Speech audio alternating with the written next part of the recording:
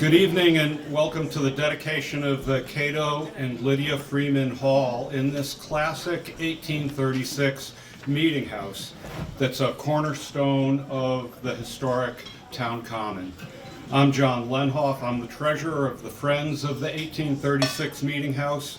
The Friends is a 501c3 organization that was created by a group of local residents to inform, share, and support the ongoing preservation of this historic building with the community at large. I'd like to just take a moment to introduce a few of our local officials that are here. I've got Representative Trom Nguyen representing the 18th Essex District.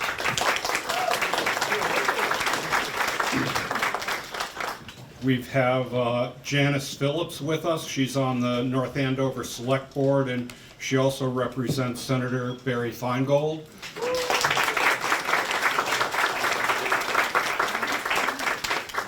We've got Town Moderator Mark DeSalvo with us, who tells me he is a friend of Cato Freeman's. And we also have School Committee member Dave Brown with us.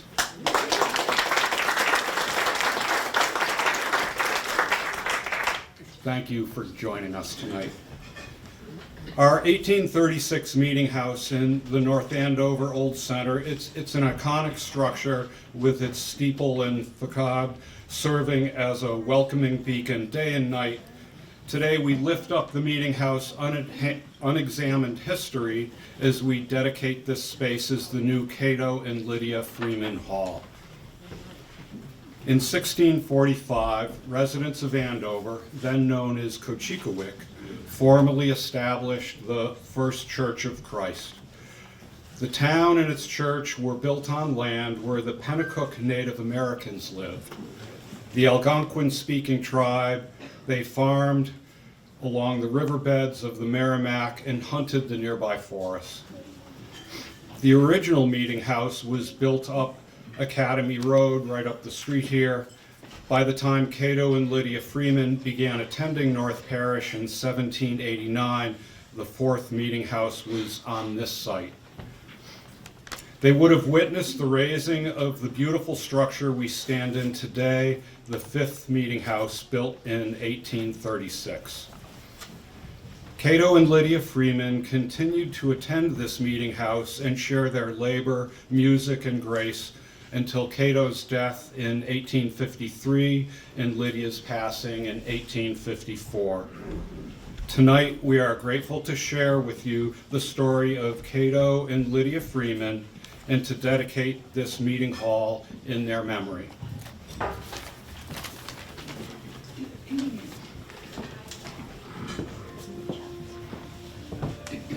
We'd like to invite up our North Parish young people, Raphael Unterkopfler, thank you, and Jeremy Richards to light the chalice for us.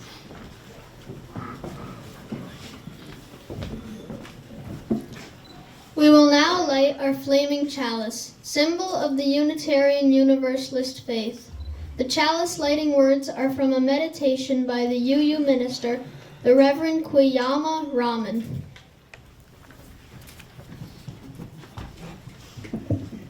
Now is the time to call on memories of the ancestors who thought they could not walk another step toward freedom, and yet they did. It is that time and place to remember those who came through the long night to witness another sunrise. Time to show them that their prayers and sacrifices and lives were not in vain, and did not go unnoticed, nor have they been forgotten. It is that time and that place to know that it is our turn, and that we must leave a legacy for our children and all children.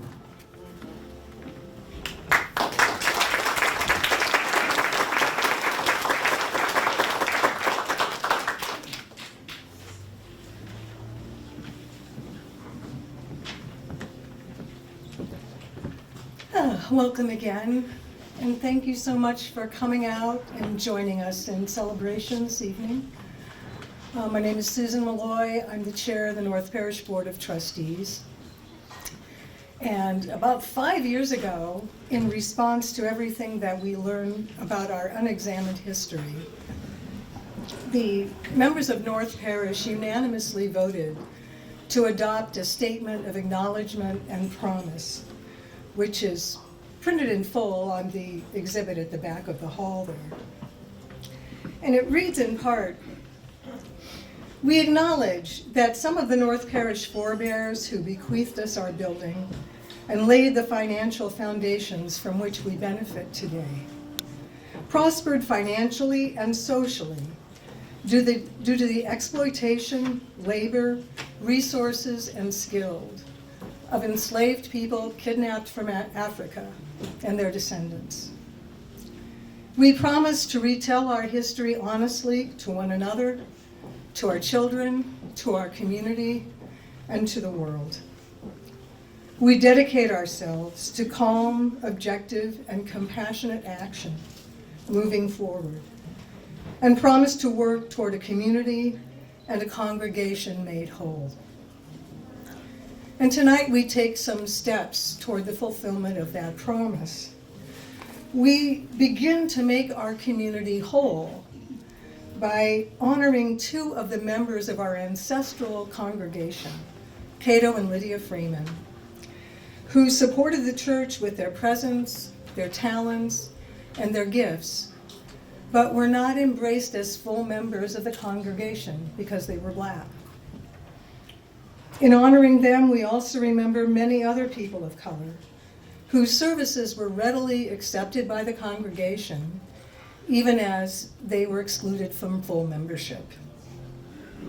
And tonight, we promise to continue this work. And now I invite members of the Racial Justice Team and North Parish Youth to come to the mic and share some more about the story of Lydia and Cato.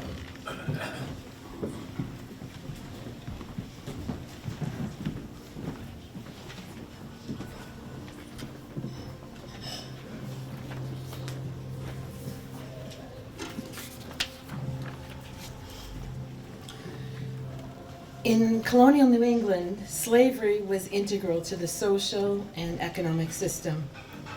Puritan clergy provided theological grounds to justify it.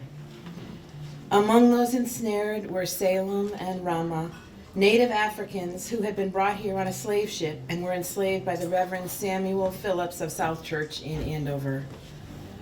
In 1760, Salem and Ramah were married. Their first child, Cato, was born May 26, 1768. In keeping with the Puritan idea that enslaved children should be taught, he learned to read and write and play the violin, providing music for the family. Cato grew up during the Revolutionary War years, no doubt hearing and reading about the colonists' battle for freedom from enslavement to Britain, and like other enslaved people in New England, wishing for his own freedom from enslavement. In 1771, Reverend Phillips died, bequeathing Cato to his son Samuel, who lived in the North Parish.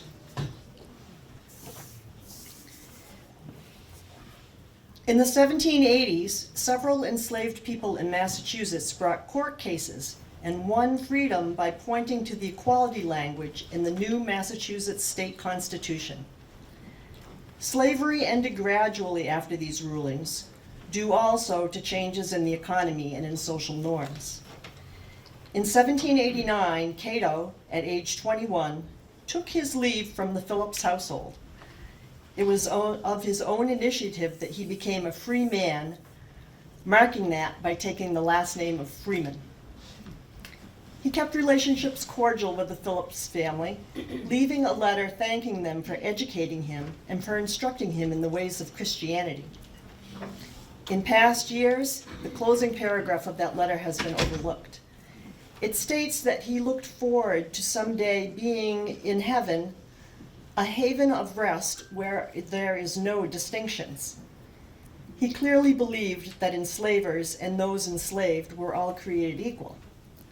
Someday in heaven, the system that gave some more rights and privileges and others fewer would be erased. On December 24th, 1789, Cato married Lydia Bistro, with North Parish minister Reverend William Sims performing the ceremony. We know little of Lydia's life before her marriage, other than that she was born in Andover, December 26, 1765. Together, they were parents of 9 children: Mahala, Rosina, James Honestus, Dorcas, Zadok Lou, Deborah, Nathaniel Sherlock Milton, Jacob Kimball Holden, and Peter. Cato worked as a farmer, receiving a special town permit to pasture his cows on the town common. Cato was admitted to the North Parish on October 30th, 1791. In 1799, the parish leaders approached Reverend Sims to find out if he was willing to allow a viol to be played during public worship to accompany the hymns. He had no objection. For more than 150 years, instrumental music had not been allowed as part of worship. When it finally was, Cato Freeman began his time as church musician. During the years when Cato and Lydia were part of the parish, the congregation explicitly voted on 3 occasions to deny Black people the full privileges of membership. In 1797, they voted to limit the purchase of pews to white people. On November 21st, 1803, it was put to vote to see if the pews would provide a seat in the meeting house for the Negroes, and it passed in the negative. In 1825, members voted to set aside a separate section of the meeting house for colored people. Those voting were exclusively white male property owners, and those denied seating included the church musician and his family. The Freemans remained parishioners of the North Parish for the rest of their lives, a period of more than 60 years. Together, they raised a family, earned a living as independent farmers, and took care of a household. When Cato died in 1853, he was buried in the segregated Negro quarter at the edge of the second burying ground. A year later to the day, Lydia died and is buried alongside him and alongside their son Jacob, who had died in 1841. We set out to discover if Cato and Lydia have living descendants. Of their 9 children, most had no children or only a few generations followed. At the time, the Black population overall in Andover was dwindling. However, their daughter Mahala and her first husband, Zimri Lou, had 6 children in Dracut, and they have many generations of descendants. While we are still working to confirm who is still around today, we are finding a rich history in Mahala's descendants, including their son, a grandson to Cato and Lydia, Adrastus, and his wife Elizabeth, who had a house on the Underground Railroad on Mount Hope Street, Dracut, now Lowell. A second great-grandson named Harry Haskell Bucky Lou, who lived 1884 to 1963, was a talented musician, violin, an excellent student, and so good at basketball that he became the first Black professional basketball player. Of the many talents represented in the family, a gift for music surfaces often, from educators to performers, for instruments and voice. As we dig into the history of this family and learn from them and their experiences, a fitting quote comes from Gerard Lou, second great-grandson of Cato and Lydia, who graduated from UMass Amherst. When interviewed by the Lowell Sunday Telegram in June 1913 about his experiences teaching in a poor, rural, segregated school in Virginia, he said, "It is through understanding such events and experiences of the past that we as individuals, as a community, and as a society, that we can appreciate and respect one another now and in the future."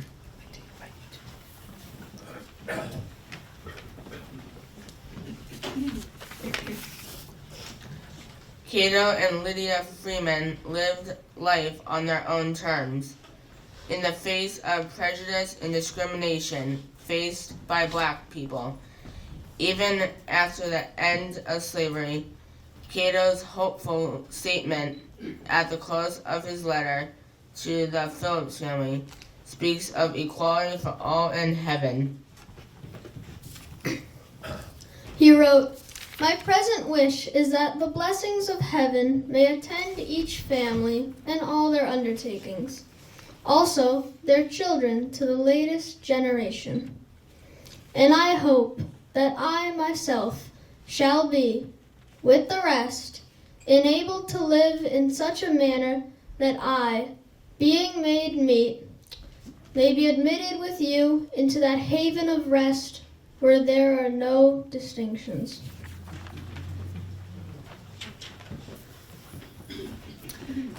We'll now enjoy a musical performance in honor of the musical gifts that Cato contributed to North Parish. Thank you for being here.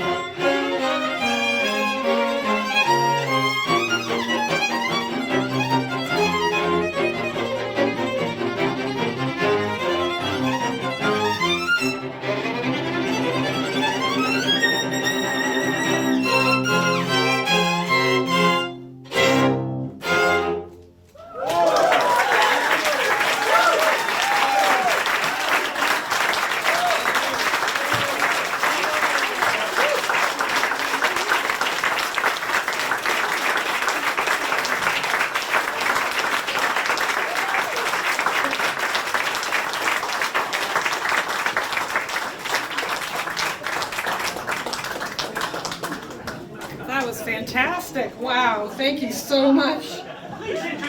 Yes, we have Jessica and Annabelle and Lily and Ian. Thank you so much.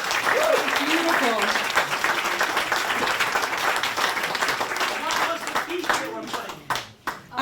So go ahead. Mendelssohn String Quartet 6, Opus 80, number 6. Yeah.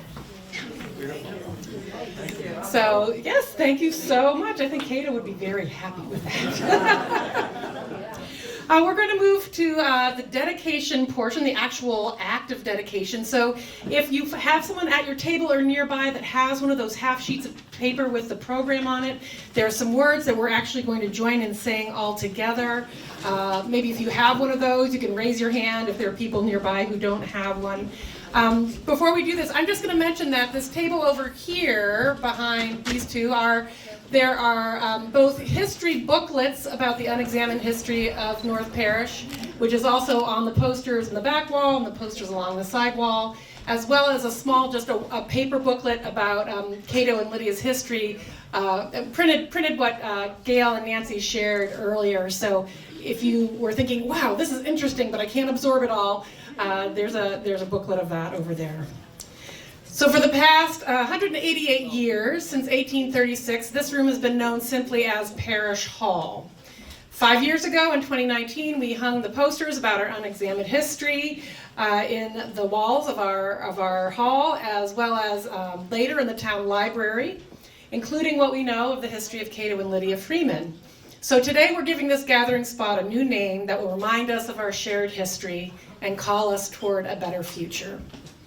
Cato and Lydia Freeman Hall will remind us of the gifts of this couple who lived in this town for 85 years, who were part of North Parish for at least about 65 of those years.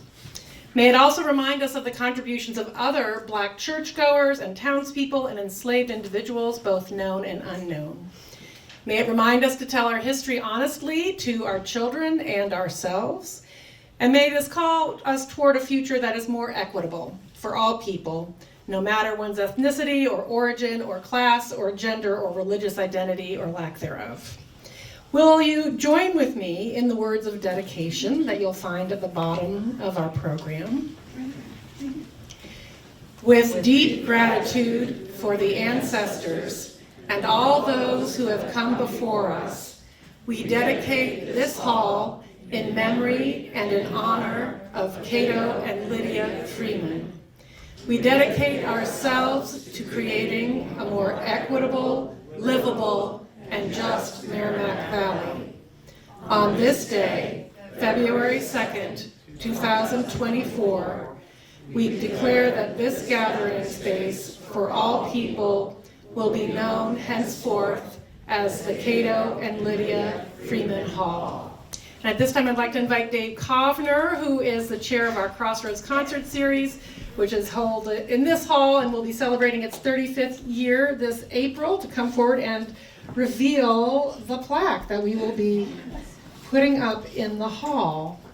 And while he does that, I'm just going to mention one of the things that we do at North Parish when we dedicate things is we often dip flowers in our holy water, our own holy water that we've collected, and we sprinkle it about. So I know many of you are going to go right upstairs for the concert, but if anyone would like to help actually dedicate and sprinkle some holy water on the walls of this room, not on the floor, but on the walls, you're welcome to come forward and do that. Or if there's anyone else who would like to have a blessing, you can give them a blessing. So, Dave, the moment. Drum roll.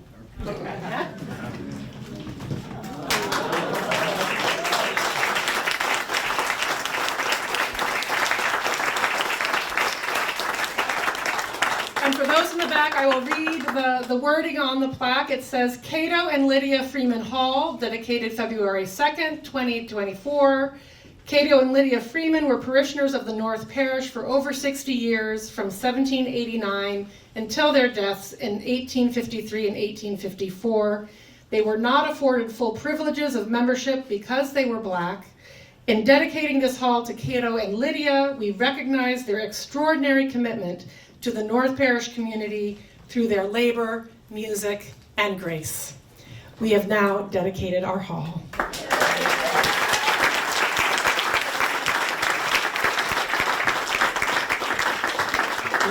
unplanned moment, but I wanted to say that Reverend Lee has inspired us to explore our history and to do this whole project. And I can't think of a better way to celebrate her 25th year at North Parish than with this dedication.